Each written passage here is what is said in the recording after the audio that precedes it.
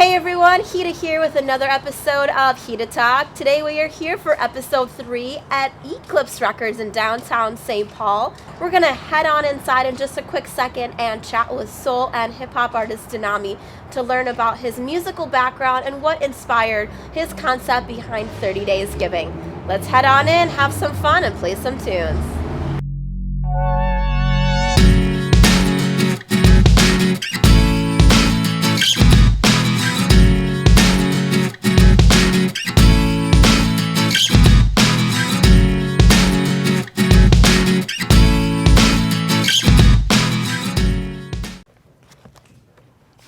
Hello. What's up? What's up, babe? Hi, how are you? Doing great. How are you? I'm good. What are you doing? Looking through soul music collection. What were you looking over there? R&B, soul, and funk. This is like totally your aisle. Yeah, for sure. Cool. All right. So before we do a whole Q&A, because I could pick your brain apart and I have lots of questions to ask you. All right. For the fine friends on HitaTalk. I thought it'd be fun to kind of challenge get into your brain behind with the vinyl world. So here's what I want to do. Pick out 3 records that stand out or speak to you, and then tell me about them. Why? Gotcha. Cool. All right.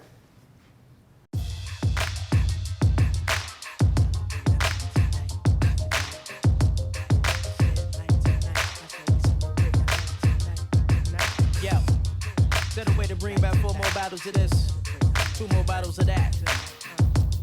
Don't worry about it, it's all good tonight. Put it on my tab. Break out this champagne blizzass. One time. Okay, so what'd you pick out? Well, the first record is the Gladys Knight and the Pips, called Second Anniversary. I don't know any songs on here. What made you pick this one out? Because it's Gladys Knight and the Pips. But they're a super soulful group. Used to be on Motown. Motown didn't really do anything with them, but they sing one of my favorite songs. What did they sing? They sing, Midnight Train of Georgia. Midnight Train of Georgia. Yeah, That's probably not how it goes. Yeah, it's close. They sing that, but then they also sing the other one I like is Neither One of Us Wants to Say Goodbye. Aww. It's one of my favorites. Cool. Okay, so Gladys Knight and the Pips. Yep. And? One of my favorite groups of all time, Maze, Frankie Beverly and Maze, and this is Golden Time of the Day. And actually, you listen to One of Those Days, my new record Before the Wait, I mention them. And it's just one of those days. Reminds me of the song Frankie Beverly was singing, Happy Feelings in the Air, Taking Over Me. This is that group. That's on there? Oh, this is the group. This is the group. Okay. Yeah, and their song called Happy Feelings. So, Aww. yeah. Last but not least, Freddie Jackson. Freddie Jackson. Is not related to Jackson 5 at all. He's looking sharp. Yeah, she's like in an Aladdin outfit. Yeah, he is. He needs a magic carpet. What made you pick this out? Because, man, Freddie just had some dope songs. And, he wasn't as dope as Luther Vandross, but it was like Luther Vandross or Freddie Jackson. And Freddie Jackson, just this album particularly, Jam Tonight is really dope. Have You Ever Loved Somebody? Oh, that's a good song. Yeah, so these are the 3 I picked up. Okay, I like it. Psh, I picked up Patti LaBelle because she's got a cool hat. Cool hat. It's a church hat. Church hat. Or if you want to think about, Kentucky Derby. Turkey Derby. James Brown. James Brown. Look at Going that suit. Okay. He's looking sharp, in Yes. his many hairstyles. And some funk. Chicken Little. Chicken licking, funk, talkie, tacky. Wait, what? I actually literally just thought it said Chicken Little. Chicken It's Chicken licking. Licking? Okay. Wow. Dang. I really just meant to pick up Patti LaBelle. Cool. Well, that was fun. Yeah. Maybe we can get a Danami on vinyl sometime soon and get it at Eclipse Records. Yeah, someday. Woo woo. Awesome. Cool. Well, thanks for playing. No doubt.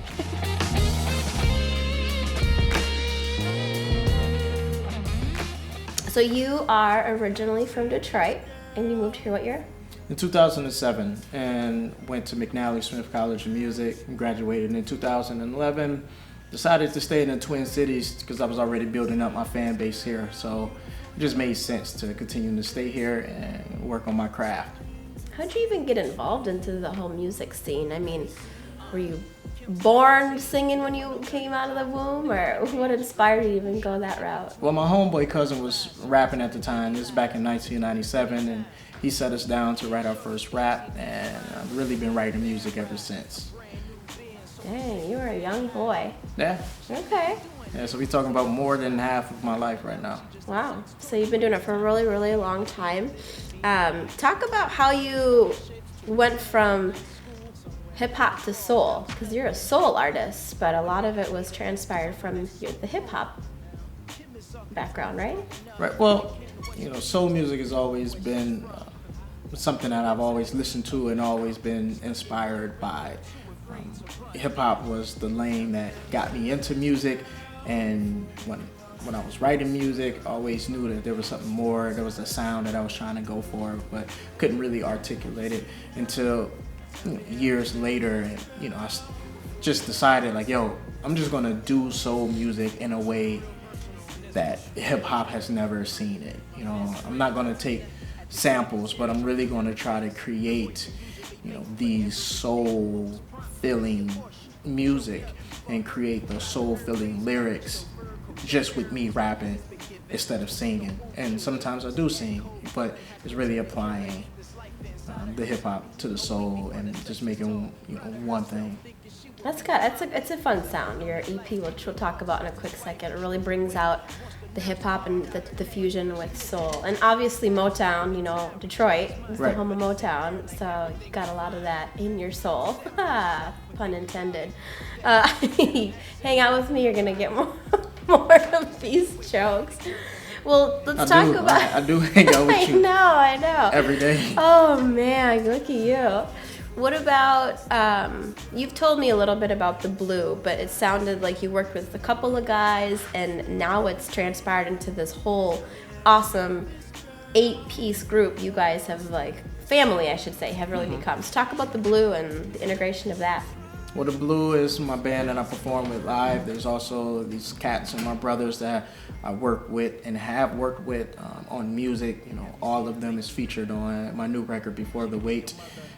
You can hear, all of us, in our natural element, just creating the music. And my music collaborator, Gmo, plays keys. So him and I will come up with the songs, then bring it to the rest of the guys. And, new pieces will be added, horns will be added, guitars will be added to tracks that didn't have those live instrumentation pieces. But the Blue started as a jazz trio by Adrian, Tyler, and Eric. And Tyler plays drums, Eric plays bass, and Adrian is on saxophone. And they was in a jazz trio. They wanted to play with me. I wasn't really interested in being in a band, but it all worked out, and where we invited more people, and now it's just, like you said, it's a family and a big collaborative effort. So you guys are definitely a huge act that people for sure got to see on stage. Totally different sound than what they hear on the EP. But what would you say are some of your biggest successes with your music career? I think my biggest successes is just pursuing music in general, as cliche as that may be. But I remember when I was writing music in the 90s, to release a CD was so far. I would think that I needed a record label to press up a CD, and that wasn't the case due to technology and just getting older and having a job and being able to press up your own CDs and do it DIY style. So that's the huge success of being able to carry out my dream now. The next level is just carrying out my dream on a larger scale. Yeah, and I know that working with different musicians and kind of seeing what you've done in the last year and a half or so, at least that I've been exposed to, long nights in the studio, rewriting things and getting your band to record their separate pieces. So a lot goes into it. I think people need to truly appreciate the music that they hear on a CD. Right. So where can people get your EP from? You can always just go to my website at Danami danamionline.com. I was getting ready to say my email address, but it's just danamionline.com, D-A-N-A. I'm sure y'all gonna link it up pretty soon. Yeah. Okay, cool. And then where can people follow you if they want to hear a little bit more, keep up with what you're doing? Facebook, Twitter, just search in Danami, D-A-N-A-M-I. You can find me. Cool. Yeah. All right, so you're all over the place. I know nothing comes easy, and obviously you have quite the story to share about what inspired the concept behind 30 Days Giving. So tell us quick what 30 Days Giving is and how that concept came about. Yeah, so 30 Days Giving is a 30-day giving challenge, as well as a concert and food drive to feed those who are struggling to make ends meet. And I was inspired to do this based upon my battle with starvation in November of 2013, and relying on food shelves, relying on friends, my church, who all collectively came together, helped pull me out of that situation. So when it came down to this year, I was like, one guy told me to feed people. So he didn't say how, but he just told me to feed people. So I'm using my talents, which is music, to do that. And we did a 30-day challenge, which is still happening, and it's going to end on November 20th, which is the day of the concert/food drive, to raise 250 pounds of food. And we're going to donate all those food to the food group, which is our beneficiary. Wow, there's a lot involved in that. It's a mouthful. It's so many different pieces with the performers, with the theme of the night. There's a lot of things going on. And people can learn more about the challenge and the concert and food drive. How? Just visiting 30daysgiving.com. Okay. Not 30 Days of Giving, it's just 30daysgiving.com. Cool, and we'll post that link below too. Sweet. So I know that this is like the end of our Q&A, and I could sit and chat with you more, and people could really dive in and kind of pick your brain apart. But I'll let them hit you up on Twitter because you're big about that. But let's do a little HitaTalk trivia. I know you're big into music, and I think sometimes I want to test the pro here. So I am going to list a fact or info, and you tell me who that artist is. Sweet, let's do it. Cool. So this artist or artists was an American female singing group, the premier act of Motown Records during the 60s. Diana Ross. Female singing group. The Supremes. The Supremes. Yeah. Diana Ross and the Supremes. You threw me for a loop on the answer because that was the hint, was Diana Ross. Ding, ding, ding. Even though I almost got stumped. Okay, cool. That happens, man. Question 2. Who sang The Way You Do the Things You Do? The Temptations. That is so not the right tune, by the way, but it is. The Temptations, who also sang My Girl, My Girl. And feel free to join me, man. This is the HitaTalk show. Oh, man, okay. Okay, this soul singer, songwriter, and musician. Is this a hard question? Make it hard. Helped shape the sound of Motown, and he later earned the title Prince of Motown or Prince of Soul. Say the question again. This soul singer, songwriter, and musician helped shape the sound of Motown, who later earned the title Prince of Motown or Prince of Soul. Male, singer, songwriter, musician. I have 2 that comes to mind. Okay, go with your gut. Smokey Robinson. Okay. Marvin Gaye. Marvin Gaye. Because he sang How Sweet It Is to Be Loved by You. I gave you the answer before I gave you the hint. So this isn't much about like a trivia thing, but when you're not writing music and performing, what other things do you do? What are some Danami hobbies? Danami hobbies is shooting videos, creating films. I love telling stories, and that's just a thread throughout my whole art form, from music, even to the graphic design work that I do at my job. It's all about, telling stories, so that when someone picks up this piece of content, this piece of medium, what you're trying to say gets across, whether that's music, graphics, or video. So video is big. It's one of the things that I love to do. Yeah. Well, we're kind of leaving out a huge detail. What about that video, YouTube, docu-series you got? Oh. I thought you were about to say baby. Nah. What is the, how can people watch what you do?